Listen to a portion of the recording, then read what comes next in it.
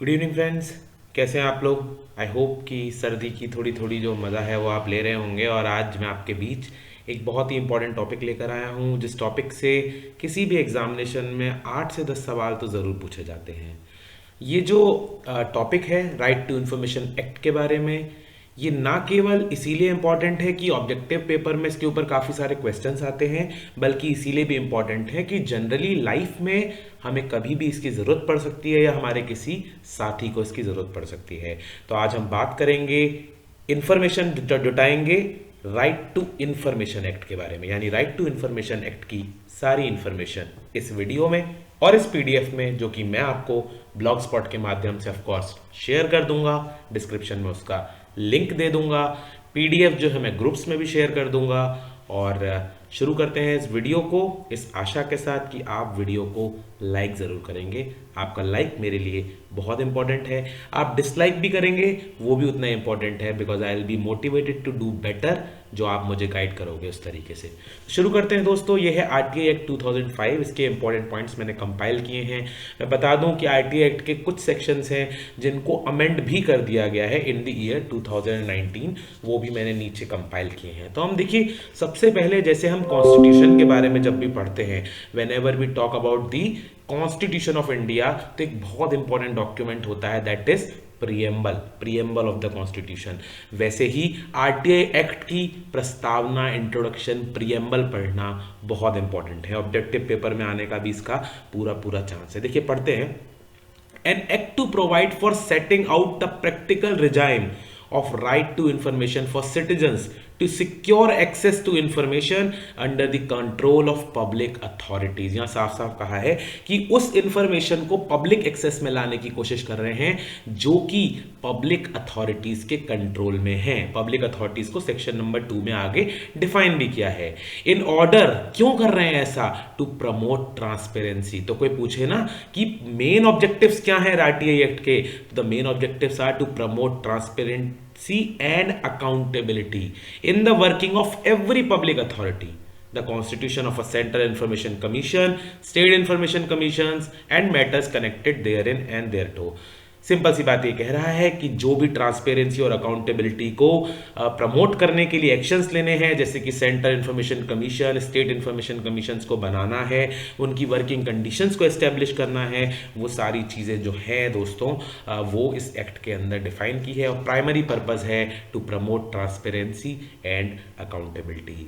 Where as the constitution of India has established a democratic republic, बिल्कुल एक हमारा भारत का संविधान है जिसने एक डेमोक्रेटिक रिपब्लिक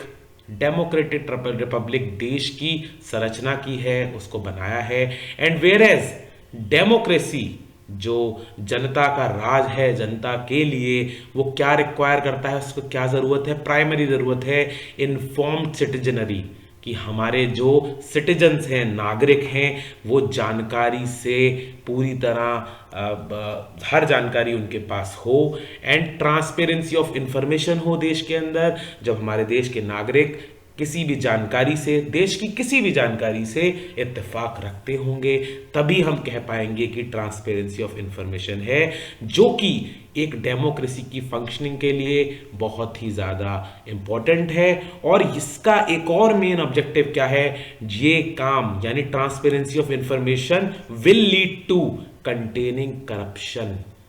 करप्शन जो है, अगर ट्रांसपेरेंसी होगी तो करप्शन का नामो निशान मिटेगा। ये हमने होता हुआ देखा भी है। कई चीज़ें ऑनलाइन हो गई जो पहले ऑफलाइन होती थी। आपको कोई इन्फॉर्मेशन चाहिए, आप धमकी दे आते हैं, अगर तू नहीं बताएगा तो आरटीआई लगा दूंगा।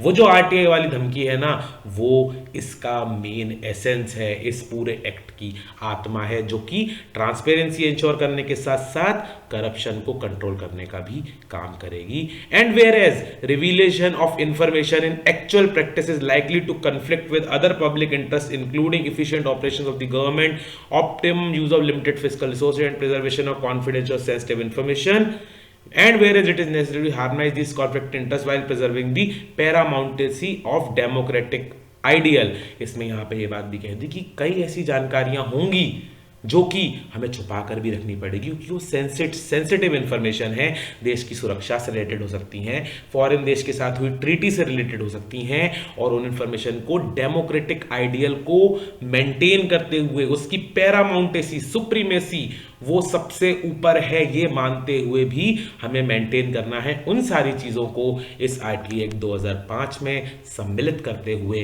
कंपाइल करते हुए इस एक्ट को लागू किया जाता है।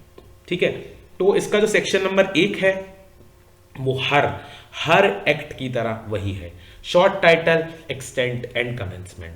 तो दोस्तों इसमें एक नई चीज जुड़ी है, now it extends to the whole of India, Jammu and Kashmir and Ladakh, जो कि यूनियन टेरिटरी बनने के बाद अब पूरी तरह से आरटीआई एक्ट के परव्यू के अंदर हैं। 2021 में the chief information commissioner of the country has also declared it. आप गूगल करके इस न्यूज़ को कहीं भी पढ़ सकते हैं, लेकिन इनिशियल कुछ चीज़ पढ़ लेते हैं अगर ये किसी पेपर में आ जाए कि the provision of sub section 1 of section 4, sub section 1 and 2 of section 5, section 12, 13, 15, 16, 24, 27, 28 shall come into force में तो आएंगे, but after 120th day of enactment, मतलब सारे जो हैं एट वंस, मतलब sorry I will come back again, ये जो सेक्शंस हैं ये सारे इमीडिएटली फोर्स में आ जाएंगे, और इसके अलावा जितने भी सेक्शंस बचते हैं वो इस एक्ट के एनेक्टमेंट के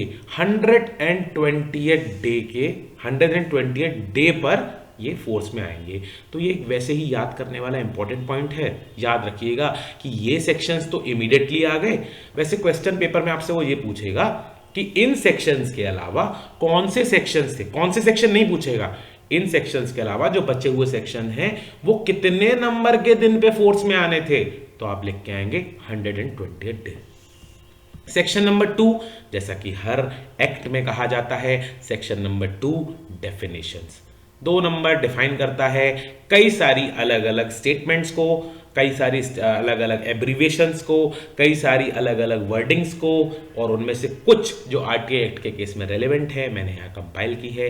कॉम्पिटेंट अथॉरिटी पढ़ना जरूरी है, क्योंकि यहां कहा है कि हाउस ऑफ पीपल यानी लोकसभा, या फिर लेजिस्लेटिव असेंबलीज ऑफ स्टेट यानी कि लोकसभा हो गया और हमारा विधानसभा हो गई, विधान परिषद हो गई, इन सब के केस में इवन एलसी भी दिया है, लेजिस्लेटिव काउंसिल यानी कि विधान परिषद, इन सब के केस में कंपिटेंट अथॉरिटी कौन है, स्पीकर है। क्लियर कट सवाल जो किसी भी पेपर में ऑब्जेक्टिव के एंगल से पूछा ही जाएगा, so please remember it.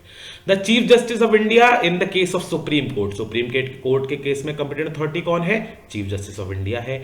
High court के केस में कौन है, chief justice of high court है। प्रेसिडेंट और the governor as the case में भी in case of authorities established और कॉन्स्टिट्यूटेड अंडर द कॉन्स्टिट्यूशन, अगर स्टेट में कोई अथॉरिटी बनाई जाती है, there is authority that is established in a state, the competent authority will be governor. If there is authority that is established in the center for the country on the national level, it will be the president. The administrator appointed under Article 239 of the Constitution. जो administrators union territories में और अलग अलग जगह पे हम लोग appoint करते हैं, वो वहां पर क्या बनेंगे, वो वहां पर कंपिटेंट अथॉरिटी का रोल अदा करेंगे। डेफिनेशंस में कहा कि इंफॉर्मेशन का आखिर मतलब क्या है, राइट टू इंफॉर्मेशन एक्ट बना रहे हैं दोस्तों, तो इंफॉर्मेशन का आखिर मतलब क्या है, तो information means any material in any form, किसी भी फॉर्म में हो सकता है, including records, documents, memos, email, opinions, advice, press release, circulars, orders, log books, contracts, reports, paper, samples, models, data material held in any electronic form. Pen drive में data है ना, MS word में data है, PDF में data है, किसी भी electronic form में हो, and information related to any private body which can be accessed by a public authority under any other law. मतलब अगर कोई प्राइवेट अथॉरिटी है, कोई प्राइवेट बॉडी है जो कि बनाई है, पूरे कंट्रोल में है किसके, किसी पब्लिक अथॉरिटी के, तो उसकी भी सारी इंफॉर्मेशन जो है इंफॉर्मेशन की डेफिनेशन के अंदर आती हैं। तो ये जितनी यहाँ पे बात बोली ना दोस्तों, जितने अलग अलग आइटम्स बोले, जैसे सरकारी ऑफिसों की note sheets, yes they are also part of information, तो ये सब इंफॉर्मेशन को कवर करती हैं। पब्लिक अथॉरिटी कौन है दोस्तों? ऊपर भी हमने पढ़ा, पब्लिक अथॉरिटी में ट्रांसपेरेंसी लानी है, जिससे पब्लिक अथॉरिटी में अकाउंटेबिलिटी बढ़े, जिससे करप्शन जैसी प्रॉब्लम खत्म हो। तो public authority means any authority और बॉडी और institution of self government establish और कॉन्स्टिट्यूटेड अंडर द कॉन्स्टिट्यूशन। भाई कई अथॉरिटीज होती हैं जो अंडर द कॉन्स्टिट्यूशन बनाई जाती हैं, यूपीएससी भी हम कह सकते हैं। कई हो सकती हैं जो पार्लियामेंट के ऑर्डर पे बनाई जाती हैं, कई होती हैं जो स्टेट लेजिस्लेचर द्वारा बनाई जाती हैं, कई होती है जो अप्रोप्रिएट गवर्नमेंट द्वारा बनाई जाती हैं, कई ऐसी और बॉडीज हैं जो कि सब्सटेंशियली या totally control and finance by government है, या non governmental organization finance by appropriate government है, मतलब है तो एनजीओ बट उसका पूरा पूरा फाइनेंसिंग कौन कर रहा है? गवर्नमेंट कर रहा है। तो ये सारी की सारी जो पब्लिक अथॉरिटी है उसकी डेफिनेशन यहाँ पे क्लियर करिए कि ये सभी लोग जो है ना, बेसिकली सामान्य भाषा में समझने का प्रयास करें तो सभी सरकारी विभाग, सरकारी विभागों से जुड़े हुए विभाग, सरकार के द्वारा कंट्रोल्ड फाइनेंस सारे इंस्टीट्यूशंस जो हैं पब्लिक अथॉरिटी की डेफिनेशन के अंदर मोटा मोटा आ जाते हैं। रिकॉर्ड क्या होता है दोस्तों? देखिए मतलब ये हमारे देश में ऐसा करना पड़ता है और कई देशों में करना पड़ता है कि लोग ना किसी भी लॉ को इवेड ना कर सकें, हर चीज की डेफिनेशन देनी पड़ती है। रिकॉर्ड के अंदर क्या आता है? कोई भी डॉक्यूमेंट, कोई भी मैन्युस्क्रिप्ट, कोई भी file, microfilm, microfiche, facsimile copy of a document, reproduction of image embodied in a microfilm, any other material produced by a computer or any other device। जैसे ऊपर उन्होंने कहा ना इंफॉर्मेशन में क्या आता है, यहां बता दिया कि रिकॉर्ड अगर मांगा जा रहा है तो रिकॉर्ड में ये सब चीजें आती हैं, इनमें से किसी से भी आप बच के नहीं निकल सकते। और फिर मेन बात कही कि राइट टू इंफॉर्मेशन है क्या? राइट टू इंफॉर्मेशन है, right to information accessible under this act which is held by or under control of any public authority and includes right to inspection of work documents and record। Right to information का ये मतलब नहीं है कि मुझे कागज में information भेजो, मैं आपके यहाँ पे आके इंस्पेक्शन भी कर सकता हूँ। ठीक है, आप अगर लगता है कि आप वो इन्फॉर्मेशन बहुत बड़ी है, भेज नहीं सकते हैं, कोई प्रॉब्लम नहीं है, मैं आपके यहाँ के इंस्पेक्ट कर लूंगा। टेकिंग नोट्स, एक्सट्रैक्ट्स और सर्टिफाइड कॉपीज मांग सकता हूँ, नोट ले सकता हूँ, उसमें से कुछ चीजों को नोट कर सकता हूँ आपके रिकॉर्ड में से। आप पब्लिक अथॉरिटी हैं, सरकारी अथॉरिटी, मैं वहां से नोट कर सकता हूं। Taking certified samples of material, अगर कोई प्रोडक्शन कंपनी है देश की, मान लो जो सरकारी है, उसकी मटेरियल्स के सर्टिफाइड सैंपल्स मांग सकता हूं। डिस्केट में, फ्लॉपीज में, टेप्स में, वीडियो कैसेट्स में, इलेक्ट्रॉनिक मोड में, प्रिंट आउट में, कंप्यूटर के डिवाइसेस में रखी हुई इंफॉर्मेशन सबको पाने का मेरा अधिकार है, as defined in the right to information in the section 2 of RTI act 2005। एक बहुत ही इंपॉर्टेंट टर्म है जो आरटीआई में रूल कई जगह पे यूज किया गया है, थर्ड पार्टी। बट क्वेश्चन दोस्तों आप मुझे बताइए, एक तो मुझको लिख के बताइएगा कि थर्ड पार्टी को उसकी इंफॉर्मेशन रिलीज करने के लिए हम परमिशन मांगते हैं, उसके लिए कितने दिन का टाइम देते हैं? लिखिए जरा, कितने दिन का टाइम देते हैं? वैसे यहां ये भी कह रहा है कितने दिन का टाइम देते हैं दोस्तों? Third party means a person other than the citizen making a request, मतलब मैं जिस डिपार्टमेंट से रिक्वेस्ट कर रहा हूं उस डिपार्टमेंट और मेरे अलावा जो तीसरा पर्सन है वो जो होता है थर्ड पार्टी होता है। ऐसे केस में पब्लिक अथॉरिटी भी इंक्लूडेड है, यानी कि अगर मैं किसी मिनिस्ट्री से या मैं किसी डिपार्टमेंट से किसी और पब्लिक अथॉरिटी से रिलेटेड, इंटर रिलेटेड इंफॉर्मेशन की डिमांड कर रहा हूं तो वो पब्लिक अथॉरिटी भी थर्ड पार्टी की परव्यू में आती है। इसको ऐसे भी कह सकते हैं कि अगर मैं पोस्ट ऑफिस हूं और मेरे किसी एम्प्लॉय की सैलरी स्लिप कोई मांग रहा है तो वो एक थर्ड पार्टी इंफॉर्मेशन हो गई।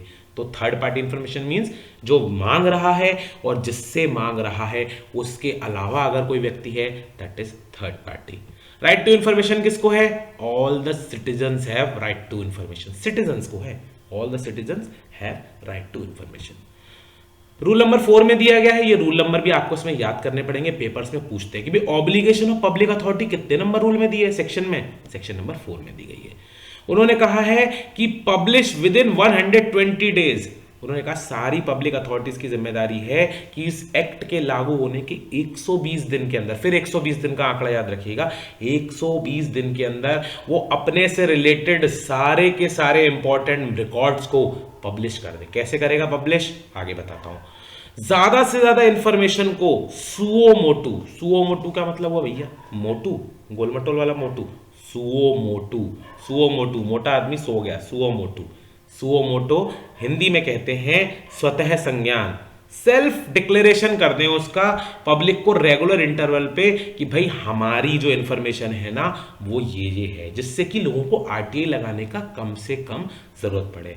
आप देखते होंगे रेलवेज की वेबसाइट पे जाइए, डिफेंस की वेबसाइट पे जाइए, पोस्ट ऑफिस की वेबसाइट पे जाइए, एजुकेशन डिपार्टमेंट की वेबसाइट पे जाइए, सर्कुलर्स, इनकम टैक्स की वेबसाइट पे जाइए, सर्कुलर्स, रूल्स, इंफॉर्मेशंस को टाइम टू टाइम खुद ही एक सिटीजन के सेक्शन में, आरटीआई के सेक्शन में अपडेट करते जा रहे हैं। That is suo motu disclosure. भाई किसी को क्यों आरटीआई लगानी पड़े छोटी मोटी बात पे, ऑलरेडी पब्लिक डोमेन में डाल दो, इंटरनेट पे डाल दो, various means of communication available है, कैसे भी डाल दो, बट डाल दो और कोशिश करो कि ज्यादा से ज्यादा मटेरियल फ्री ऑफ कॉस्ट और लोकल लैंग्वेज में अवेलेबल हो जाए।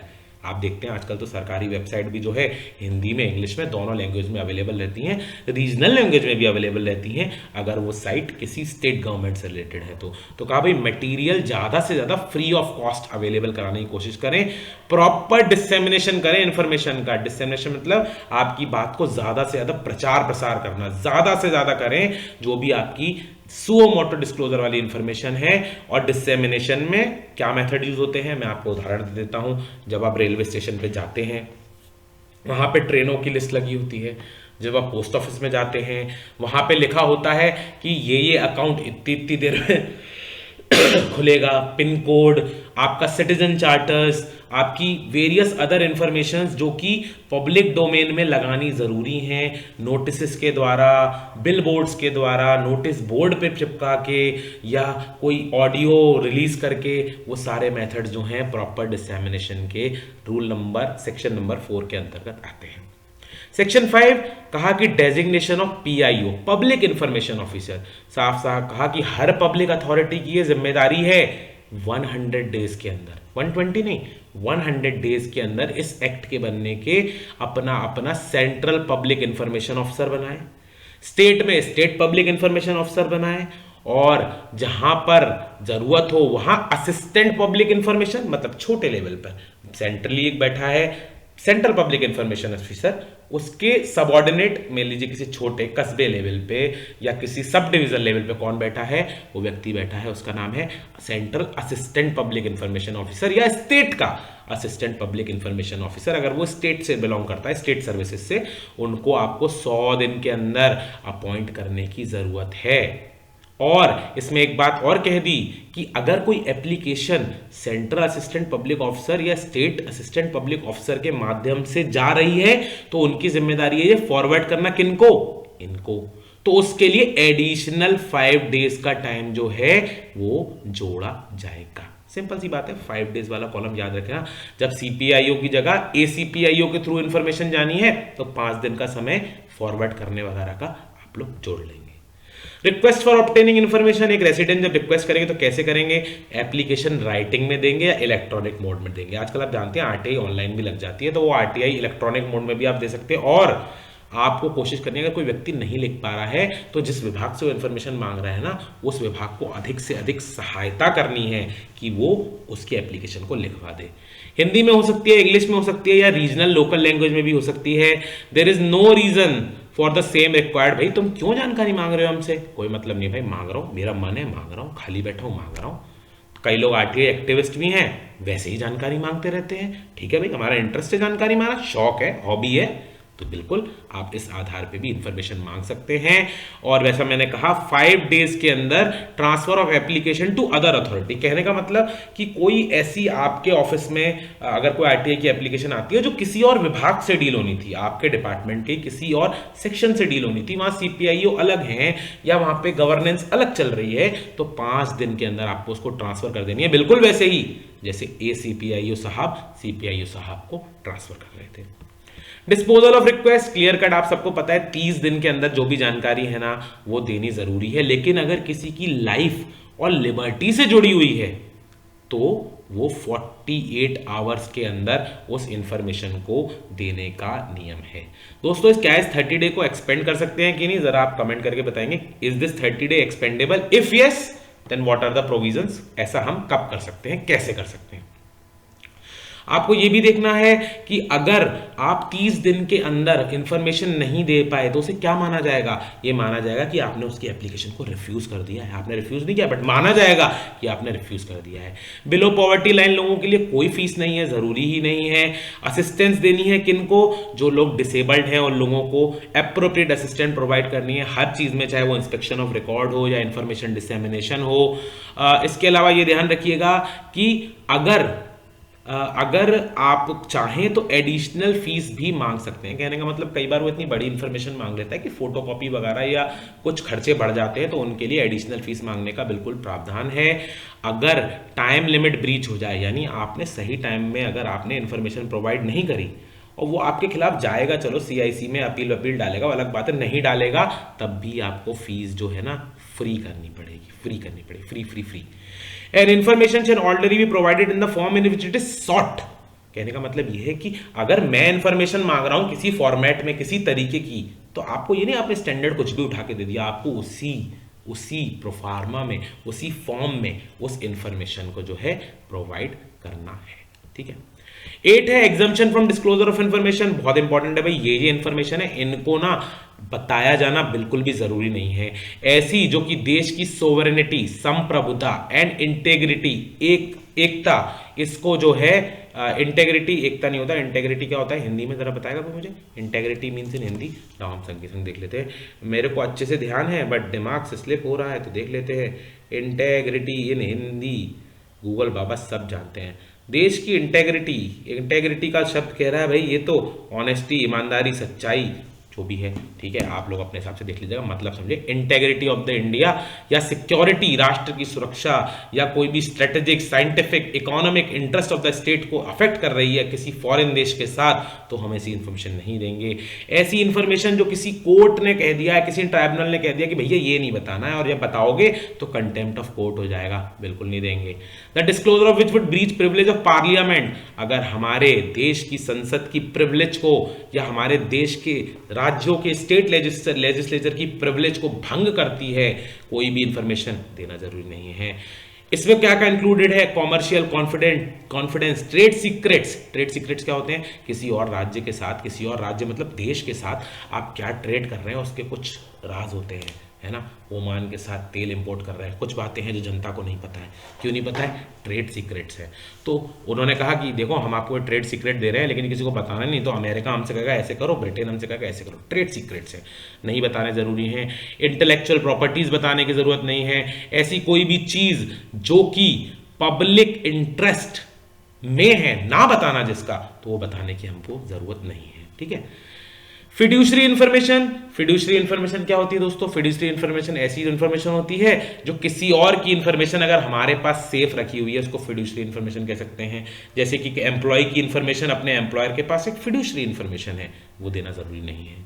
Information received in confidence from foreign government, भाई किसी विदेश की गवर्नमेंट ने आपको अपने कॉन्फिडेंस में कि भैया ये तो देश की बातें कर लेते हैं, ऐसा देश है मेरा, दे दी इंफॉर्मेशन, तो आप उसको जनरली ब्रीच नहीं करेंगे।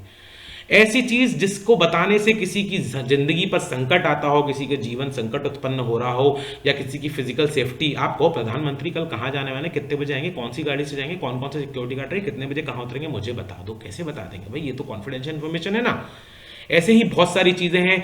Cabinet papers including records of deliberation and council of minister, secretary, ये भी नहीं बता सकते हैं, provided that decisions of council of ministers and the material on, जिस पे डिसीजन ले लिया गया ना दोस्तों, जो मैटर कंप्लीट हो गए हैं, उस इंफॉर्मेशन को बता सकते हैं। प्रोवाइडेड दैट के आगे ढंग से पढ़ना है, स्क्रीनशॉट ले लेना, पीडीएफ में से पढ़ लेना, ढंग से पढ़ना आगे से। ऐसी कोई भी इंफॉर्मेशन डिनाई नहीं करनी है जो पार्लियामेंट में या फिर राज्य की विधानसभा में, विधान परिषद में अगर जो इंफॉर्मेशन बताई जा सकती है, यानी कि जो कोई भी इंफॉर्मेशन लोक पटल पर पब्लिकली इन दी पार्लियामेंट जो कि बताई जा सकती है, तो वो कैसे पब्लिक को डिनाई कर सकते हैं? बिल्कुल भी नहीं कर सकते।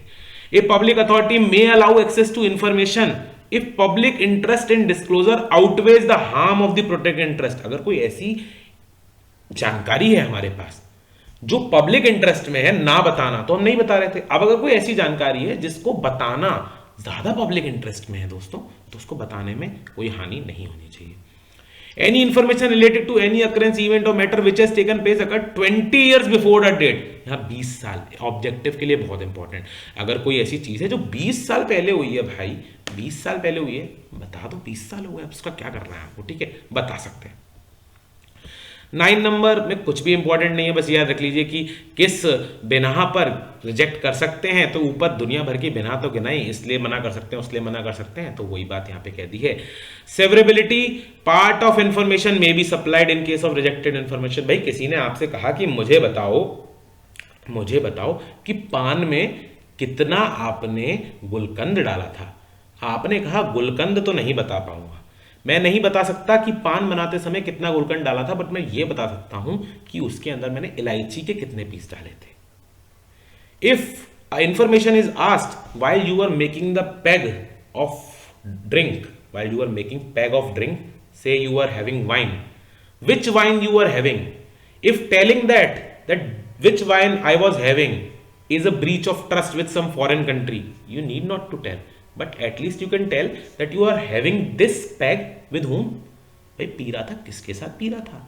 You cannot tell me the brand of the wine, but at least you can tell me with whom you are sitting and enjoying the wine. So part information बता सकते हैं। अगर आपको लगता है कि पूरी इंफॉर्मेशन रिजेक्ट करने की जरूरत नहीं है, तो भाई ऐसा कर देना, पार्ट इंफॉर्मेशन बता देना।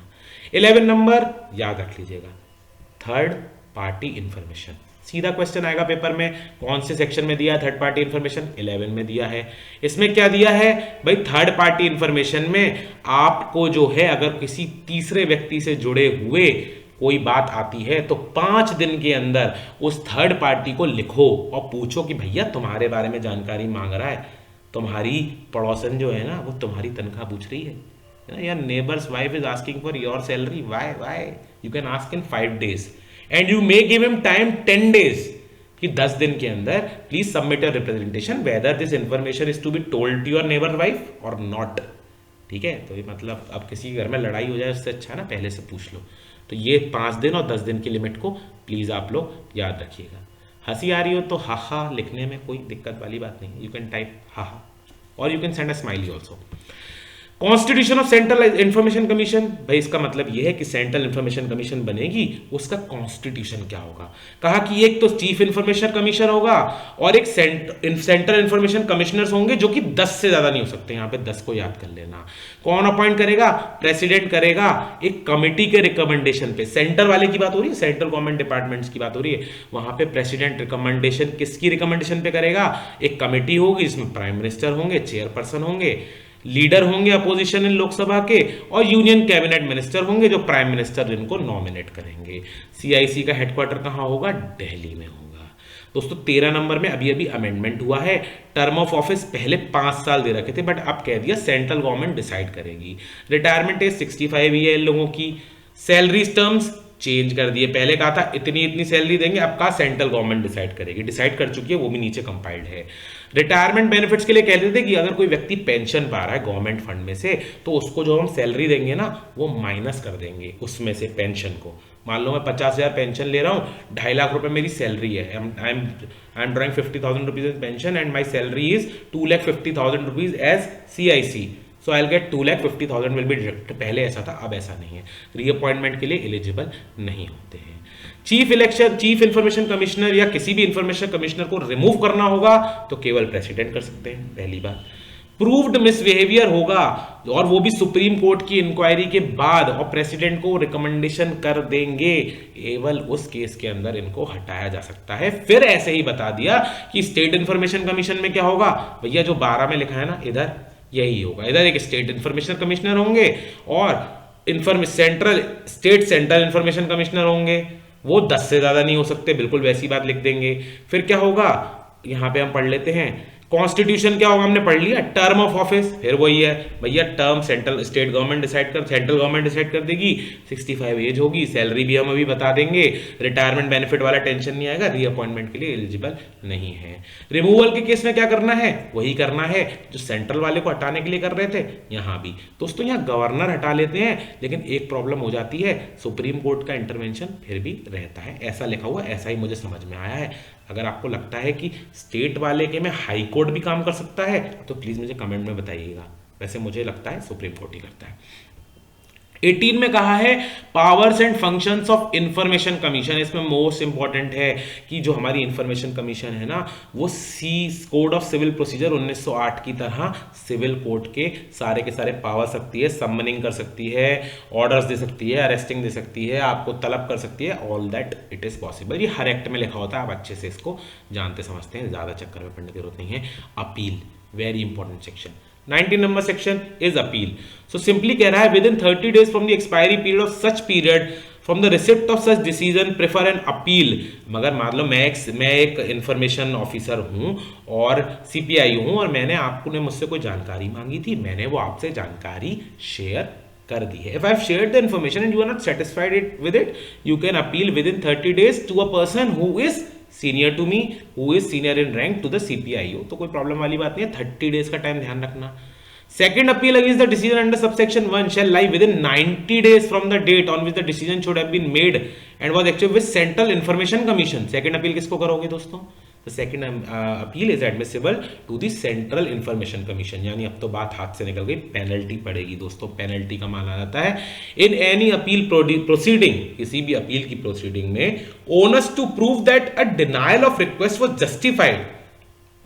भैया आपने कोई जानकारी मांगी थी, मैंने डिनाई कर दिया सीपीआईओ, तो सीपीआईओ की तो जिम्मेदारी होगी ना ये प्रूफ करना कि हाँ भाई ये इंफॉर्मेशन देने लायक नहीं थी। An appeal by CPIO shall be disposed of within 30 days of the receipt of the appeal or within such extended period not exceeding total 45 days। आप जानते हैं कि 30 days का पीरियड जो है ना, कौन सा, ये वाला पहले सबसे ऊपर यहां दिया है जो, इसको 45 डेज तक एक्सटेंड कर सकते हैं। रिकॉर्ड राइटिंग में कर लो क्यों कर रहे हो, बट कर सकते हैं। 90 days for the purpose of second appeal is given over here. Penalties, भैया अगर सीआईसी में बात पहुंचेगी तो पेनल्टी लगेगी। पेनल्टी बताइए, a penalty of 250 rupees each day till application is received और इन्फॉर्मेशन इज फर्निश्ड। अगर डिले करेंगे ना तो 250 रुपीज पर डे के हिसाब से आपके ऊपर पेनल्टी लगाई जाएगी, तब तक जब तक उसकी एप्लीकेशन यहाँ पे सीआईसी में आ गई हो या आपने इन्फॉर्मेशन दे दी हो। 250 रुपये पर डे भैया। लेकिन मैक्सिमम पेनल्टी 25,000 को एक्सीड नहीं कर सकती। लेकिन कई बार इन सीवियर केसेस जो सीआईसी होते हैं, जो कमिश्नर्स होते हैं, इंफॉर्मेशन कमीशन आपके खिलाफ रिकमेंडेशन दे सकती है कि भाई ये पेनल्टी तो देनी है, प्लस विभाग को ऑर्डर देगी कि इनके खिलाफ डिसिप्लिनरी एक्शन चलाया जाए because he has acted unbecoming of an government servant. इन्होंने गवर्नमेंट की I am sorry I will close it, इन्होंने गवर्नमेंट की जो छवि है उसको धूमिल करने का काम किया है। आगे बढ़ते हैं दोस्तों। ये सब एक्ट में लिखा रहता है कि भाई कोई गुड फेथ में हो तो उस एक्शन को प्रोटेक्ट किया जाएगा, ओवर राइटिंग इफेक्ट होंगे, ज्यूरिडिक्शन ऑफ कोर्ट है जो इसके परव्यू में आ रहा है वो, और कोई उसके ऊपर कोई भी काम नहीं कर सकता है। दोस्तों बैटरी वाला शायद एक बार और आएगा, देख लीजिएगा, आरटीआई में है, फ्री में इंफॉर्मेशन मिल रही है। कुछ ऑर्गेनाइजेशन है इसमें बता दिया जिनके ऊपर ये एक्ट लागू नहीं होगा। उस ऑर्गेनाइजेशन में बता दिया कि जो सिक्योरिटी एजेंसी है, इंटेलिजेंस एजेंसी है, जो कि सेकंड शेड्यूल में स्पेसिफाई किए हैं, इसका शेड्यूल बनाया है, उनके ऊपर ये इंफॉर्मेशन देने का लागू नहीं होता। लेकिन ये इंफॉर्मेशन अगर ह्यूमन राइट्स वायलेशन के ऊपर है तो ऐसे केस में ये देना जरूरी है, ये एक्सक्लूड नहीं होगा। और उसके लिए 45 डेज का पीरियड ह्यूमन राइट्स वायलेशन वाले केस के लिए यहां पे बताया गया है। दोस्तों आगे के 25, 26, 28, 29, 30, 31 कुछ नहीं है। मॉनिटरिंग करेंगे, रिपोर्टिंग करेंगे। आपको पता है कंपनी अथॉरिटी के रूल बन सकते हैं, अप्रोप्रिएट गवर्नमेंट चेंज कर सकती है, रूल कौन बनाएगा, ये सब बातें, पावर टू रिमूव डिफिकल्टीज आप सब लोग जानते हैं। एक चीज इंपॉर्टेंट है, 31 नंबर में इससे पहले जो एक्ट था वो कौन सा था, फ्रीडम ऑफ इंफॉर्मेशन एक्ट 2002। किसी क्वेश्चन पेपर में पूछ ले कि भैया आरटीआई एक्ट किसकी जगह आया था, फ्रीडम ऑफ इंफॉर्मेशन एक्ट 2002 के अंतर्गत आया था। दोस्तों ये नए नए टर्म्स हैं 2019 के। मैंने ऊपर बताया कि पहले 5 साल के लिए होता था ये इनका टर्म ऑफ ऑफिस वगैरह, वो अभी चेंज कर दिया है। 3 और 12 नंबर सेक्शन है इस वाले एक्ट का, the right to information, term, salaries, वैलरीज और स्टेट कमिश्नर रूल्स 2019। इसमें 3 नंबर और 12 नंबर में टर्म ऑफिस बताया, 3 नंबर में सेंट्रल वालों को बताया, 12 में स्टेट वालों को बताया। कहे कि भाई ये लोग 3 इयर्स के लिए रहेंगे, ठीक है, 3 इयर्स के लिए इनका टर्म 3 इयर्स करंट में नोटिफाई कर रखा है। सेंट्रल गवर्नमेंट बार बार चेंज कर सकती है। 5 और 14 में इनकी पे के बारे में बताया। 5 एंड 14 में कहा कि चीफ इंफॉर्मेशन कमीशन 2.5 लाख रुपए लेगा, इंफॉर्मेशन कमिश्नर 2,25,000 लेगा। और अगर स्टेट की बात करें तो स्टेट का जो चीफ इंफॉर्मेशन कमिश्नर होगा ना वो ये 2,25,000 ही लेगा। और जो इन्फॉर्मेशन कमिश्नर होगा ना वो भी 2,20,000, मतलब चीफ वाले को 2.5 लाख रुपए आगे दे दिए, ठीक है, 2,50,000 रुपीज आगे दे दिए। डीए भी मिलता है इनको, रिटायरमेंट अर्न लीव्स वगैरह काफी सारे बेनिफिट्स रहते हैं। एंड लास्टली कुछ important RTI rules. Application fees आप सब लोग अच्छे से जानते हैं 10 रुपए लगती है भाई, 10 रुपए, 10 रुपए के कुरकुरे, सिंपल 10 रुपए, बड़ा इजी सा है, सबको पता है, कोई मतलब याद करने वाली बात नहीं है। बट एक चीज है कि एक आरटीआई एप्लीकेशन ऑर्डिनरली 500 वर्ड से ज्यादा नहीं होनी चाहिए। उस 500 वर्ड में एनेक्सर वगैरह नहीं जुड़े हुए हैं, बट जनरली 500 वर्ड के अंदर वो कंपाइल हो जानी चाहिए। कई सारी चीजें हैं जिसकी फीस प्रोवाइड की है दोस्तों, आप इसका पीडीएफ ले लीजिएगा, आप इसको गूगल कर सकते हैं। अगर A3 पेपर जा रहा है तो 2 रुपए, actual cost of photocopy larger size के पेपर की, अगर सैंपल ले रहे हैं तो actual cost 50 rupees per Diskit floppy. Paper में पूछा जाता है फ्लॉपी के कितने रुपए लोगे, 50 रुपए ले लेंगे। प्राइस फिक्स फॉर पब्लिकेशन और ₹2 पर page of photo copy for extract from the publication. अगर कोई पब्लिकेशन ही मांग लिया, मान लो कोई एनुअल रिपोर्ट है, तो जितने की एनुअल रिपोर्ट बेच रहे हैं उतने की देंगे हम लोग। No fees for inspection of record for the first hour of inspection, पहले घंटे में फ्री में कर जाओ, उसके बाद हर घंटे के लिए 5 रुपए and fraction there worth. So much of postal charges involve in supply for information. अगर 50 रुपीज से ज्यादा का पोस्टल चार्ज लग रहा है तो आपसे मांगेंगे 50 रुपीज तक, डिपार्टमेंट बियर करेगा जो इन्फॉर्मेशन दे रहा है। लेकिन अगर 50 रुपए से ज्यादा की इन केस पोस्टेज खर्च हो रही है तो भाई कौन देगा, हम लोग आपको फोन करेंगे, भाई आपने इन्फॉर्मेशन मांगी है, पैसे ज्यादा खर्च हो रहे हैं, थोड़े से दे दो, ठीक है। मोड क्या रहेगा पैसे जमाने का, कैश में दे दो, डीडी में दे दो, इंडियन पोस्टल ऑर्डर, बड़ा फेमस है पोस्टल ऑर्डर, और आरटीआई चोली दामन का साथ जिसे कहते हैं। तो भाई आरटीआई में पोस्टल ऑर्डर लगता है, एक फिक्स बात है। हालांकि आजकल तो इलेक्ट्रॉनिक मीन्स आ गए हैं, आरटीआई की वेबसाइट पर जाइए, अपने कार्ड से पेड कर दीजिए, यूपीआई से, सारे ऑप्शन वहां पे मौजूद है, मैंने खुद लगा के देखी हुई है। लेकिन हाँ, ये सारे मोड हैं जिससे आप आरटीआई की फीस, प्रिस्क्राइब्ड फीस पे कर सकते हैं। Presence of appellant before the commission, तो इसमें यहां पर एक इंपॉर्टेंट पॉइंट दिया था सेक्शन नंबर 12 में। Oh my God, battery is very low, ये बार बार आरटीआई दे रहा है मेरे को, कोई बात नहीं, इसको क्लोज कर देते हैं। अगर आप अपीलेंट हैं तो आपको कमीशन के सामने पेश होना है, यानी डेट लगी है, इसके लिए आपको 7 क्लियर डेज बताना है। मतलब जिस दिन हियरिंग हो उससे कम से कम 7 दिन पहले, क्लियर डेज, 7 दिन बीच में आपको पता चला, बीच में 7 दिन फिर हियरिंग, तो 7 clear days before it has to be inform. दोस्तों फिर से रिक्वेस्ट करूंगा, वीडियो को कर दीजिएगा like. I wish you all the best कि आपका पेपर बहुत अच्छा हो, आप जिस भी पेपर के लिए मेरा वीडियो देख रहे हो आपका काम जो है बन जाए।